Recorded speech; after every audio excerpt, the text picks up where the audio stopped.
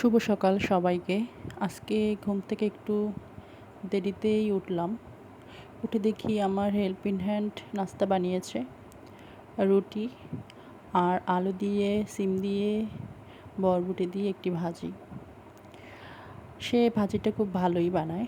আমি সকালে ডিম খুব একটা পছন্দ করি না। ডিম আমার পছন্দের তালিকায় নেই, তাই আমি ডিম খাইও না। তবে আমার মনে হয় প্রত্যেককে স্বাস্থ্যকর খাবারই খাওয়া উচিত। অন্তত সকালে নাস্তায় একটি ডিম খাওয়া উচিত। আর সাথে ১ কাপ চা।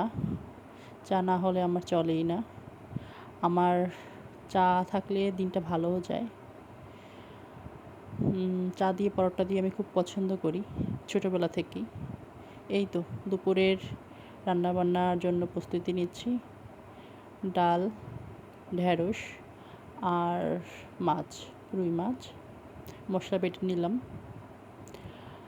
এখন মরিচ, পেঁয়াজ দিয়ে ঢেঁড়স রান্না করব। নেড়ে চেড়ে দিচ্ছি যাতে পুড়ে না যায়। দিয়ে দিলাম ঢেঁড়স। পাশে রান্না হচ্ছে ডাল। মাছগুলো ভেজে নিচ্ছি, উল্টে পাল্টে দিচ্ছি যাতে পুড়ে না যায়। রুই মাছ, এই তো মাছগুলো হয়ে আছে। দিয়ে দিলাম ধনিয়া পাতা, সাথে কাঁচা লঙ্কা। রঙটা খুব ভালো এসেছে, তাই না? দেখতে সুন্দর লাগছে। মনে হচ্ছে খেতেও সুন্দর হবে, ভালো হবে। এই তো দুপুরের খাবার খাবো এখন।